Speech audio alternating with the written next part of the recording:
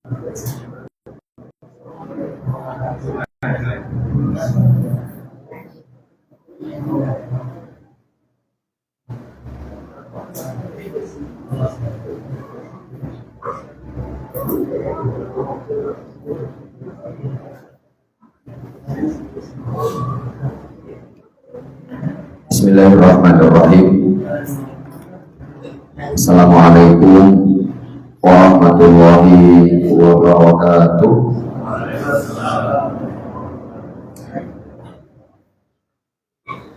Innal hamdalillah nahmaduhu wa nasta'inuhu wa nastaghfiruh wa na'udzu billahi min syururi anfusina wa min sayyiati a'malina. Man yahdihillahu fala mudilla lahu wa man yudlil fala hadiya lahu. Asyhadu an la ilaha illallah wahdahu la syarika lahu wa asyhadu anna Muhammadan abduhu wa rasuluh. Salawatullahi wa salamuhu alaihi wa ala alihi wa ashabihi wa man sara ala nahjihi wa istanna bi sunnatihi ila yaumiddin wa sallama tasliman katsiran. Qala Allah subhanahu wa ta'ala fi kitabihil karim, ya ayyuhalladzina amanu taqullaha haqqa tuqatih wa la tamutunna illa wa antum muslimun.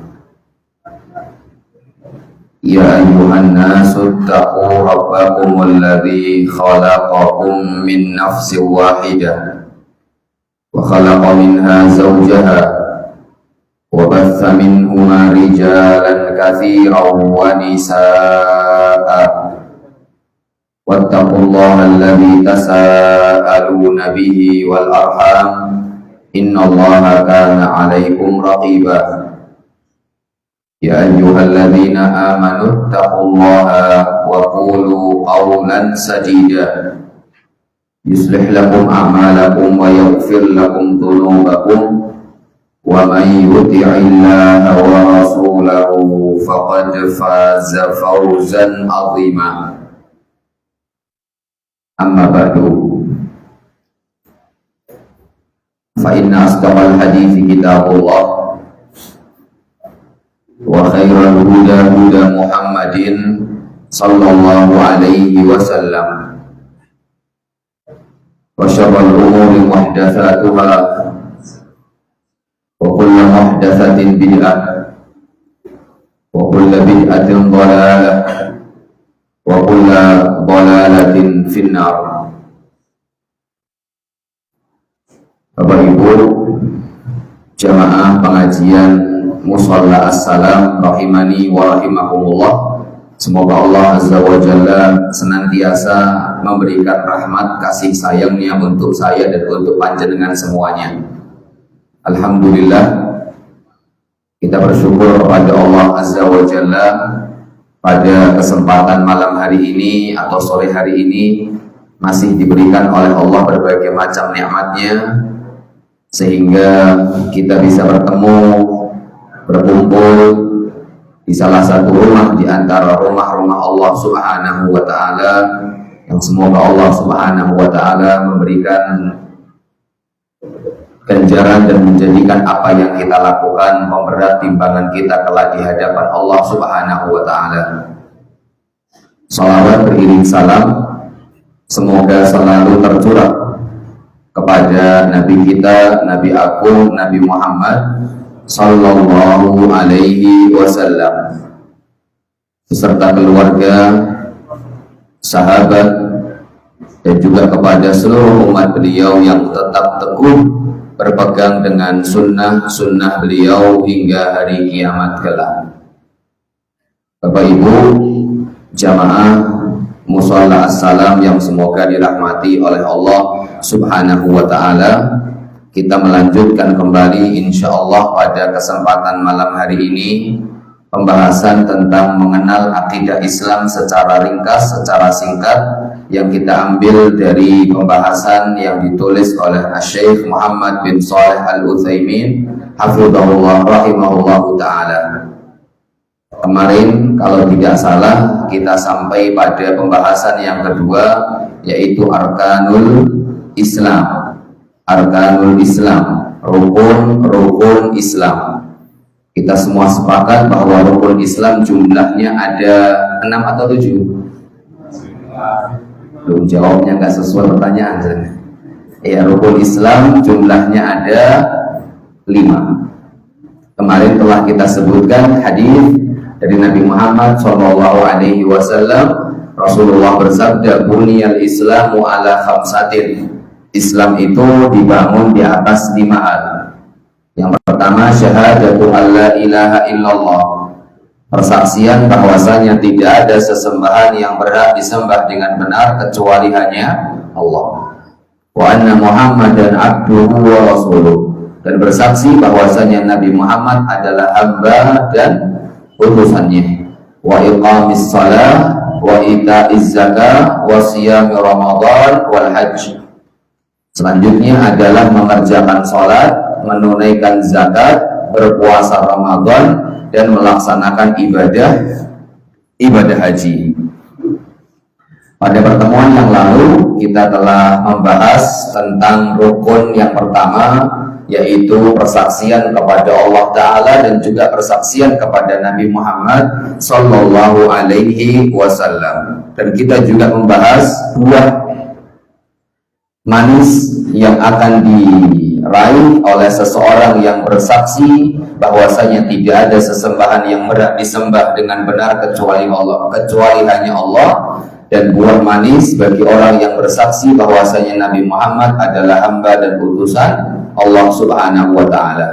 Sekarang kita masuk insyaallah rukun Islam yang kedua, ketiga, keempat, dan kelima. Setelah itu kita masuk bab yang baru, yaitu ususul aqidatil islamiyah, fondasi akidah Islam. Kita habiskan rukun Islam, setelah itu kita masuk fondasi yang dimana akidah Islam itu dibangun di atasnya. Oke Bapak Ibu, jamaah yang semoga dirahmati oleh Allah, kita masuk rukun Islam yang kedua. Wa amma iqamus shalah.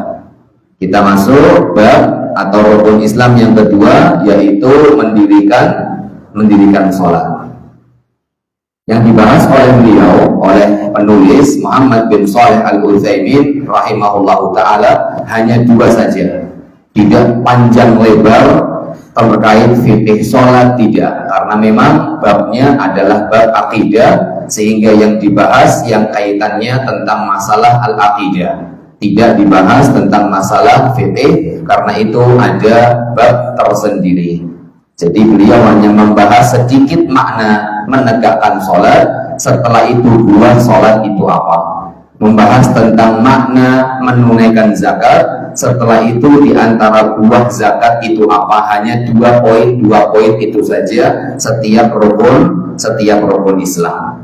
Oke, saya ulangi. Wa amma iqamus shalah, adapun mendirikan salat. Apa sih mendirikan salat? Insyaallah sepakat.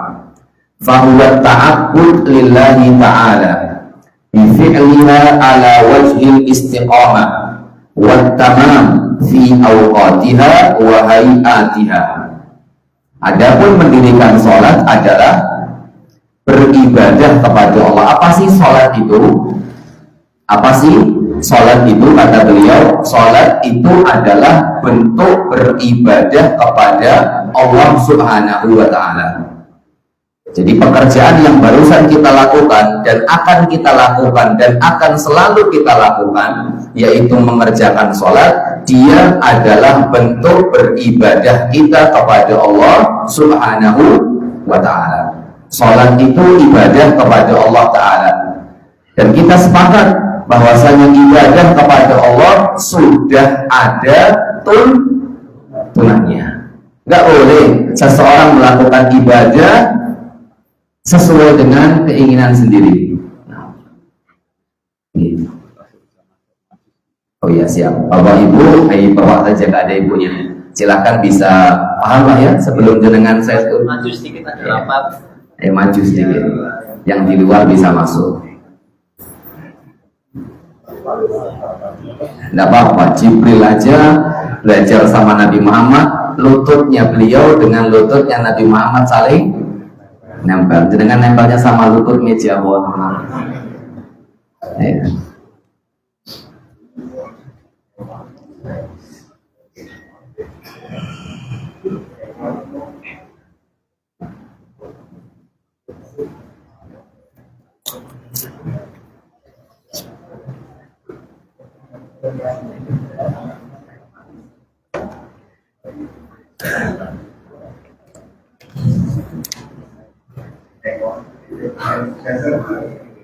Oke, saya lanjut.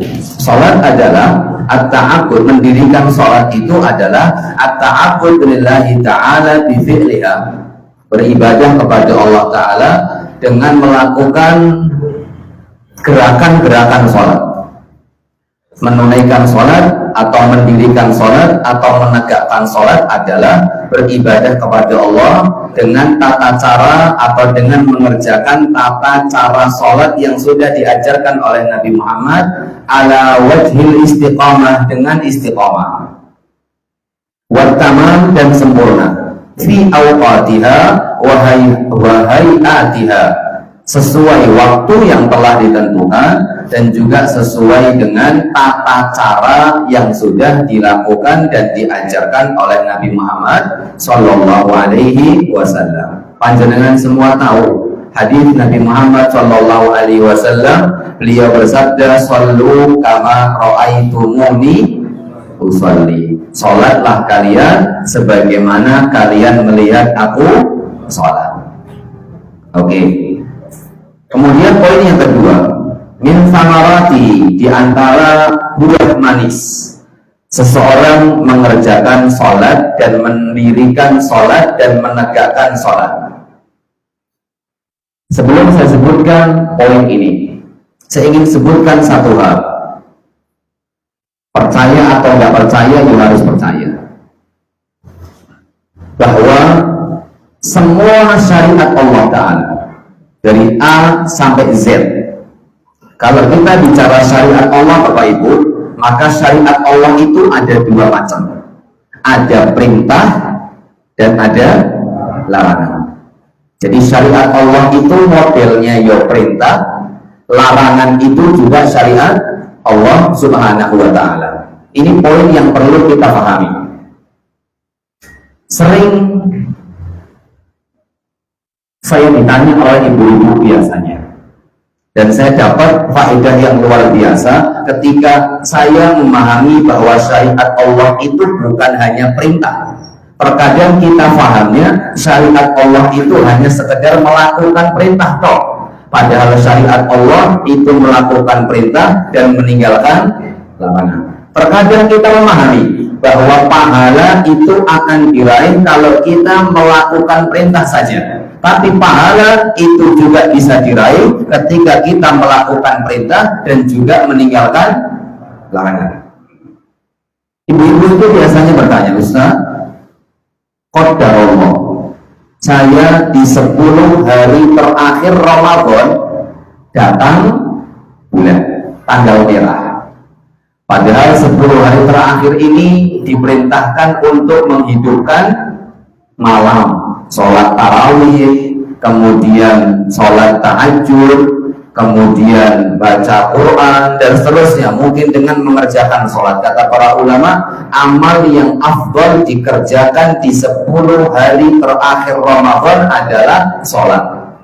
Sebagaimana hadis Nabi Muhammad SAW, beliau bersabda, "Man qama lailatal qadri imanan wa ihtisaban ghufira lahu ma taqaddama min dzambi." Siapa yang berdiri menegakkan sholat di malam Lailatul Qadar dalam rangka beriman dan juga mengharap pahala, maka dosanya yang telah lalu diampuni oleh Allah Subhanahu wa Ta'ala. Oke Bapak Ibu, saya kembali lagi. Pertanyaan ibu-ibu tadi, terus Ustaz saya datang bulan Ustaz, tanggal merah, otomatis saya nggak bisa sholat, nggak bisa mengerjakan sholat tarawih, nggak bisa mengerjakan sholat tahajud. Biasanya kalau nggak sholat otomatis ngantuk. Baca Quran baru 1 muka, 2 muka, 3 muka sudah riup-riup, sudah ngantuk. Terus gimana saya akan mendapatkan pahala Ustaz? Maka ibu-ibu dan bapak-bapak juga, saya kembalikan ke kaidah awal bahwa syariat Allah itu mengerjakan perintah dan meninggalkan larangan. Ibu-ibu dapat pahala ketika mengerjakan sholat karena Allah memerintahkan untuk mengerjakan sholat. Wa aqimus sholat wa atuz zakat, dirikanlah sholat dan tunaikan zakat. Dan ibu-ibu ketika datang bulan tidak mengerjakan sholat, itu larangannya bukan karena adat istiadat semata, tapi larangan panjenengan ibu-ibu tidak melakukan sholat karena siapa yang melarang? Allah Subhanahu wa ta'ala. Berarti kalau memaksakan mengerjakan sholat tetap dapat dosa karena mengerjakan sholat pada saat momentum yang dilarang oleh Allah Subhanahu wa ta'ala. Berarti ibu-ibu ketika panjenengan tidak mengerjakan sholat karena dapat tanggal merah dan Allah Ta'ala melalui lisan Nabi Muhammad SAW tidak boleh mengerjakan sholat dan puasa di saat tanggal merah ada, maka sama saja ibu-ibu sedang melaksanakan syariat Allah Ta'ala. Sebagaimana ibu-ibu mengerjakan perintah dapat pahala, maka meninggalkan larangan yang Allah larang, ibu-ibu juga dapat pahala. Bapak Ibu, kita kembali lagi apa yang ingin saya sampaikan, karena saya ingin menegaskan saja syariat Allah itu bukan larangan saja atau bukan mengerjakan perintah saja, tapi syariat Allah juga mencakup di dalamnya meninggalkan larangan. Semua syariat Allah, baik perintah atau larangan, pasti ada kebaikannya dan pasti ada maslahatnya dan pasti ada hikmahnya. Saya sebutkan ucapan Ibnu Qayyim al-Jauziyah rahimahullah ta'ala. Beliau mengatakan, fa inna syari'ata mabnaha wa asasaha alal hikam wa masalihil ibadi fil ma'ashi wal ma'ad. Kata beliau, sesungguhnya syariat Islam asasnya, asas itu pondasinya dibangun di atas hikmah, kebijaksanaan. Nggak ada syariat Islam yang Allah tekankan, yang Allah perintahkan atau yang Allah larang kemudian tidak ada hikmahnya, itu mustahil. Tapi terkadang hikmah itu bisa dicerna oleh akal, terkadang hikmah tidak bisa dicerna oleh akal. Seorang muslim tidak mengerjakan syariat karena adanya hikmah. Penting ini.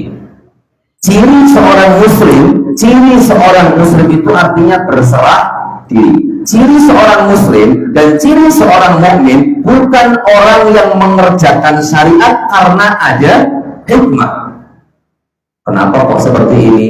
Nabi Muhammad ternyata memerintahkan seperti ini, melarang seperti ini karena A, B, C. Itu kan karena itu ada hikmah. Tapi seorang muslim mengerjakan syariat, mengerjakan perintah, meninggalkan larangan bukan karena ada hikmahnya. Kalau ada hikmahnya semangat mengerjakan, kalau tidak ada hikmahnya tidak semangat mengerjakan, maka ini bukan ciri seorang muslim. Oke, semua syariat Allah Ta'ala semua ada hikmahnya. Seperti yang saya sampaikan, terkadang hikmahnya bisa dicerna oleh akal, terkadang hikmahnya juga tidak bisa dicerna oleh akal. Tapi bukan itu. Tapi intinya kata Ibnu Qayyim, syariat Allah itu pasti dibangun di atas hikmah. Wa masalihil ibad fil ma'ashi wal ma'ad.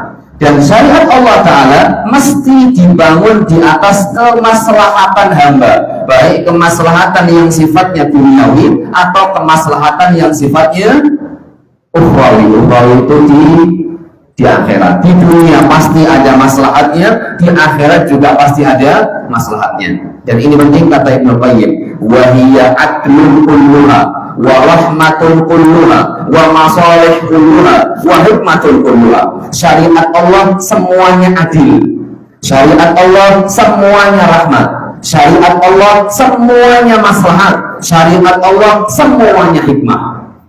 Kalau kita mengerjakan sholat, itu adalah keadilan, itu adalah kasih sayang, itu kemaslahatan, dan pasti ada hikmahnya. Kita mengerjakan zakat, itu keadilan, itu rahmat, itu kemaslahatan, dan pasti ada hikmahnya. Kita meninggalkan minum khamar, itu juga ada maslahatnya, itu ada keadilannya, itu ada kasih sayangnya, dan juga ada hikmahnya. Jadi semua syariat Allah, Bapak Ibu, baik itu sholat, zakat, puasa, haji, meninggalkan khamar, tidak berjudi, dan semuanya pasti ada hikmah dari Allah Subhanahu wa Ta'ala. Baik hikmahnya bisa dicerna atau hikmahnya tidak bisa dicerna. Oke, sekarang kita akan bicara tentang buah atau hikmah seseorang mengerjakan sholat. Beliau mengatakan, wa min thamaratihi, di antara buah atau hikmah seseorang mengerjakan sholat adalah insyirahus sadr. Insyirahus sadr itu apa namanya? Lapangnya dada, legowonya hati. Berbicara tentang lapang dada, tidak ada nikmat, jangan bisa rasakan, tidak ada nikmat yang lebih besar ketika Allah berikan hati yang lapang. Tidak ada nikmat yang lebih besar ketika Allah berikan hati kepada kita, berikan kepada hati kita rasa wispa Allah. Itu nikmat. Ada lihat seperti ini orang dolimi kita, atau orang bicaranya menyakiti hati kita cuma bilang wis subhanallah. Nah, cara orang dia, kata orang tua dulu, pak oranan, itu nikmat luar biasa. Bukti bahwa lapang dada itu adalah nikmat besar. Nabi Musa alaihissalam ketika diperintah oleh Allah Ta'ala untuk ketemu Fir'aun dan untuk berdakwah kepada Fir'aun, pertama kali yang diminta adalah agar hatinya lapang. Idhab ila Fir'auna innahu tagha. Wahai Musa, pergilah kepada Fir'aun karena Fir'aun sudah melampaui batas. Apa permintaan Nabi Musa? Rabbish shrah li sadri wa yassirli amri wahlul 'uqdatam min lisani yafqahu qawli. Permintaan Nabi Musa, ya Allah, lapangkan dadaku, mudahkan urusanku. Yang ketiga, hilangkan keluh di lisanku agar orang-orang faham apa yang aku ucapkan. Kalau boleh jujur, iya, kemudahan urusan itu pemberian dari Allah. Iya, kemudahan berbicara sehingga orang lain faham apa yang kita ucapkan, itu juga pemberian dari Allah. Tapi ada sebabnya. Urusan kita mudah, di antara sebabnya kalau hati kita lapang.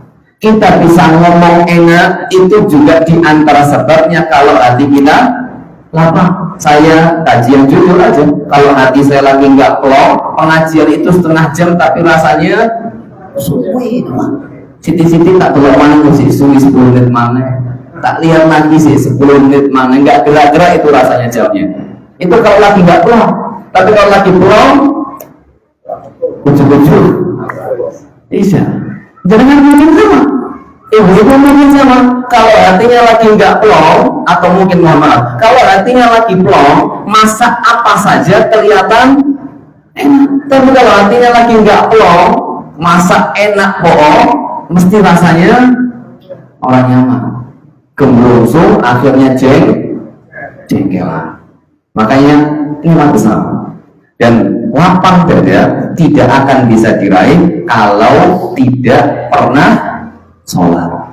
Karena sholat adalah kunci dilapangkannya hati seorang hamba. Nabi Muhammad Sallallahu Alaihi Wasallam disebutkan oleh sahabat beliau Sallallahu Alaihi Wasallam, beliau menyampaikan bahwa Nabi Muhammad karena Nabi Sallallahu Alaihi Wasallam dari Hudzaifah ibn Yaman, karena Nabi Sallallahu Alaihi Wasallam dalam bahasa Arab ibu atau bapak. Kalau dengan baca hadis, saya pernah bilang, kalau ada hadis depannya ada kata kana an-nabiyyu atau kana rasulu dan seterusnya, pokoknya ada kata kana. Biasanya ini nggak diterjemahkan dalam bahasa Indonesia, diterjemahkannya biasanya dahulu Nabi Muhammad gitu toh.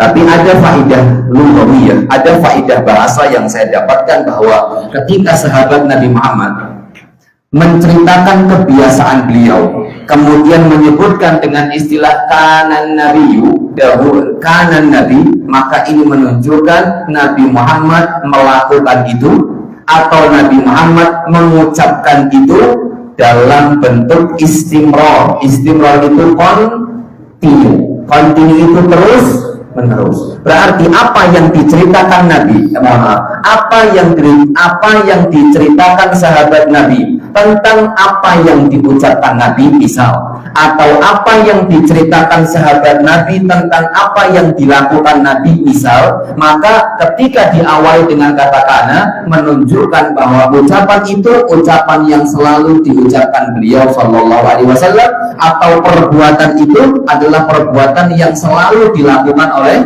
Nabi Muhammad Sallallahu Alaihi Wasallam. Contoh hadis ini, kata Hudzaifah ibn Yaman, beliau mengatakan kana Nabi Sallallahu Alaihi Wasallam idza hazabahu amrun shalla.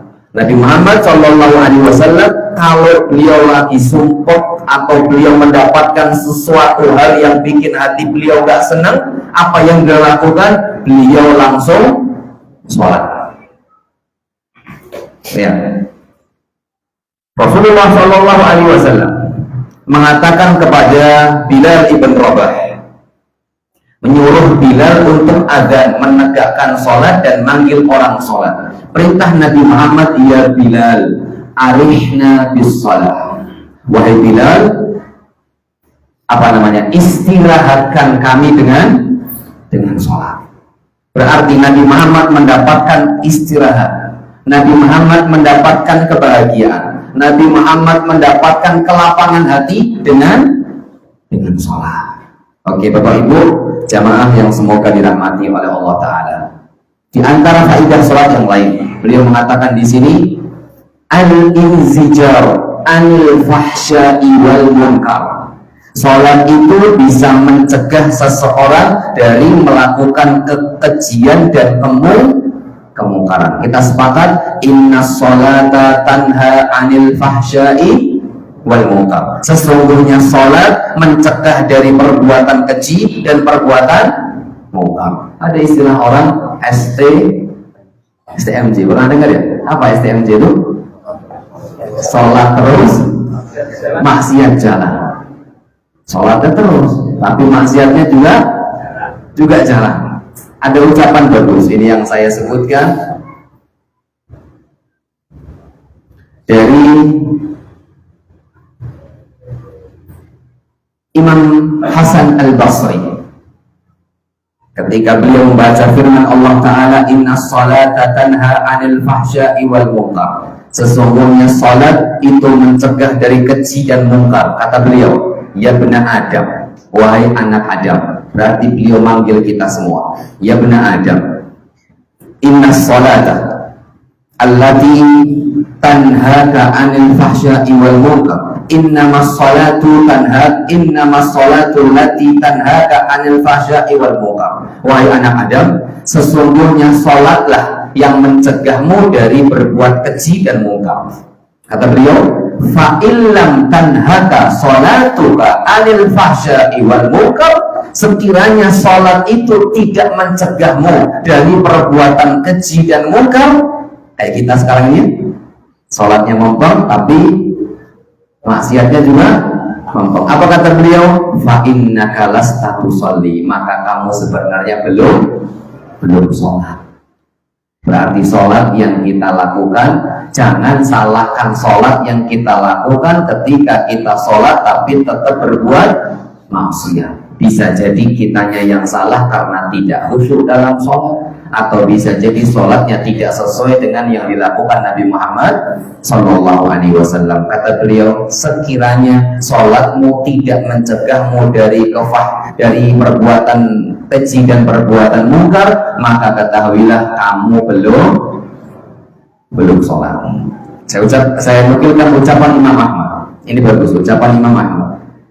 Beliau mengatakan, ya'ti ala nasi zamanun yusallun wa hum la yusallun.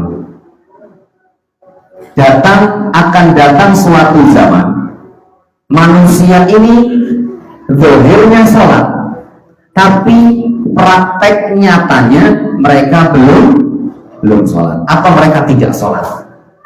Apa kata beliau? Wa inni la atawaffaf wa inni la atakhawwaf an yakuna hadzal zaman. Saya khawatir zaman di mana manusia sholat tapi mereka tidak sholat adalah berada di zaman sekarang, dan itu zamannya Imam Ahmad. Zamannya Imam Ahmad dengan kita kurang lebih jaraknya 1200 tahun yang lalu. Imam Ahmad mengatakan 1200 tahun yang lalu, mengatakan bahwa beliau khawatir bahwa zaman itulah zaman orang sholat tapi mereka tidak. Terus Imam Ahmad kalau hidup di zaman kita bagaimana ini? Ya Allah. Oke, Bapak Ibu, kita lanjut karena sudah mulai ada tanda-tanda. Yang ketiga, rukun Islam yang ketiga, wa amma ita'uz zakat. Sekarang menunaikan zakat. Apa kata beliau?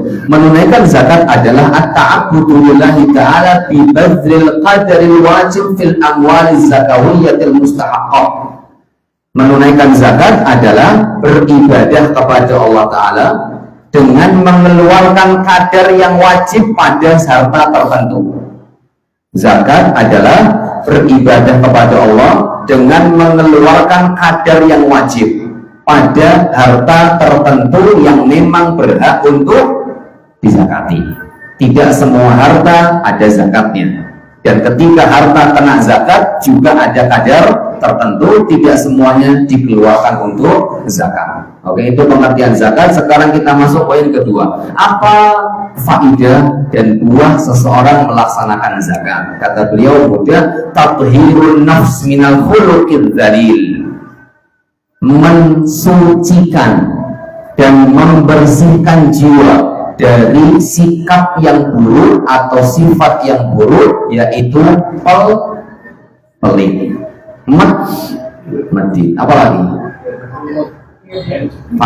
Bukan kikil, jadam kalau brotowali, jadam brotowali itu dah ya Allah.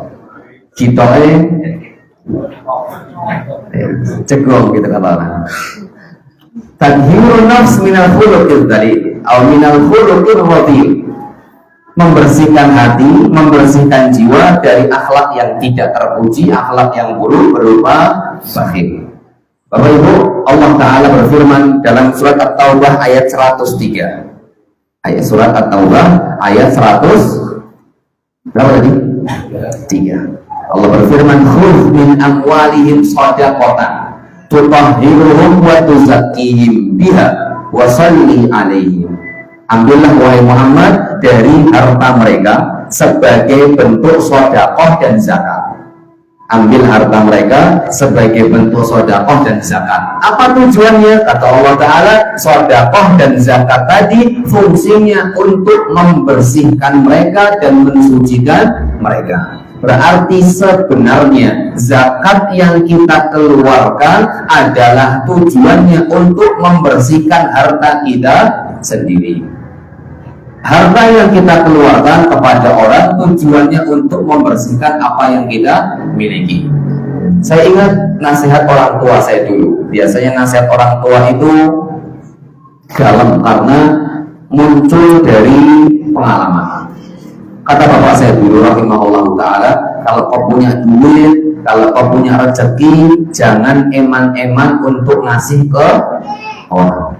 Karena ada di hartamu itu hak yang harus kamu keluarkan. Karena di hartamu itu ada kadar yang memang wajib untuk dikeluarkan, namanya zakat, atau ada kadar yang memang sunnah untuk dikeluarkan, namanya sedekah. Jadi di harta kita, misalkan saya punya uang sekian, maka di harta saya itu ada kadar wajib untuk dikeluarkan zakat. Tapi kadar wajib ada ketentuannya.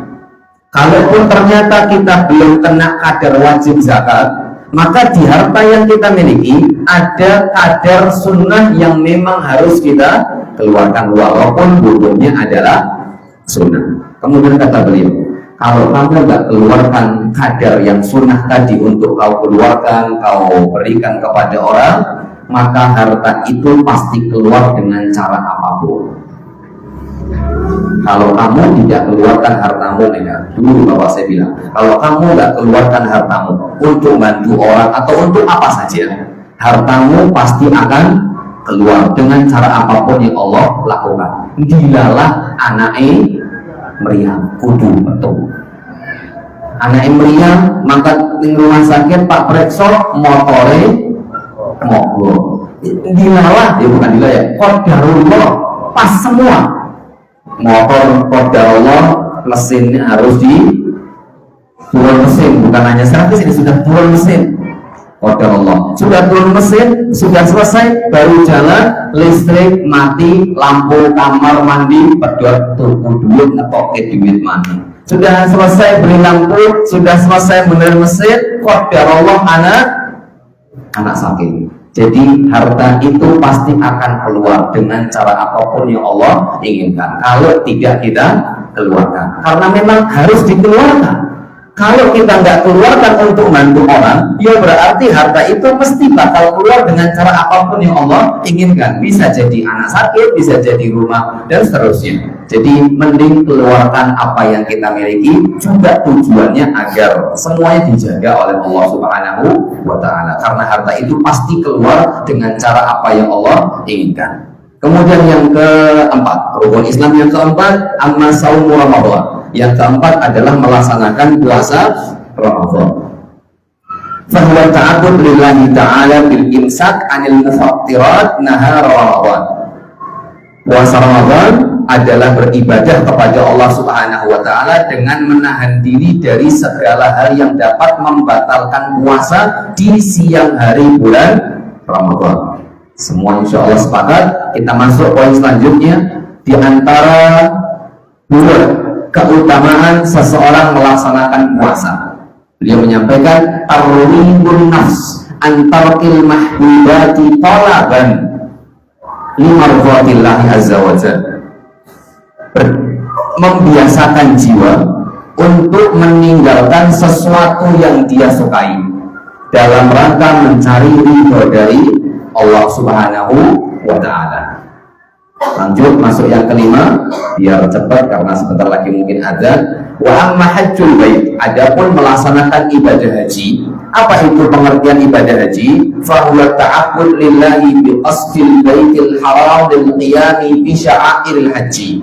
Haji adalah beribadah kepada Allah Ta'ala dengan mendatangi kota Makkah untuk melaksanakan manasik haji. Berarti tempat untuk melaksanakan ibadah haji adalah di Masjidil Haram atau di kota Makkah. Nggak bisa melaksanakan haji di luar kota Makkah. Seperti orang-orang Syiah misalkan, mereka hajinya bukan ke Makkah, tapi mereka perginya ke Karbala.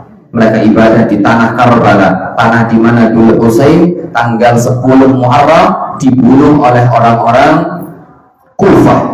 Qatalahumullah. Semoga Allah Subhanahu wa Ta'ala membalas apa yang mereka lakukan. Oke, selanjutnya di antara buah melaksanakan ibadah haji, kata beliau rahimahullah, tarwibun nafs an badlil majhudil mali wal badani fi ta'atillah. Membiasakan jiwa untuk mengeluarkan apa yang dimiliki dan yang dicintai berupa harta dan tenaga dalam rangka untuk taat kepada Allah Subhanahu wa Ta'ala. Ibadah itu Ibu, ada ibadah maliyah, ada ibadah harta. Contohnya adalah zakat. ada ibadah badaniyah, ibadah yang sifatnya badan, yaitu misalkan sholat. Ada ibadah qauliyah, ibadah ucapan, di antaranya bentuknya adalah zikir atau membaca Al-Quran. Ada ibadah maliyah badaniyah, ada ibadah yang sifatnya harta plus juga menggunakan anggota badan, di antaranya adalah ibadah haji yang diperintahkan oleh Allah Subhanahu wa ta'ala. Haji dan umrah itu dikategorikan oleh Nabi Muhammad sebagai jihad di jalan Allah Subhanahu wa ta'ala. Apalagi di zaman sekarang, haji nunggunya lama, bayarnya juga mahal, bukan mahal, mahal sekali. Yang 60 juta nunggunya 30 tahun. Yang langsung berangkat 250 juta. Jadi ini ibadah yang butuh duit, ibadah yang juga membutuhkan tenaga untuk melaksanakannya. Wallahu ta'ala a'la wa a'lam bis-shawab. Insyaallah kita lanjut pada pertemuan yang akan datang biiznillahi ta'ala. Kita tutup dengan doa kafaratul majlis. Subhanakallahumma wa bihamdika asyhadu an la ilaha illa anta astaghfiruka wa atubu ilaik. Wal 'afwu minkum. Wassalamu alaikum warahmatullahi wabarakatuh.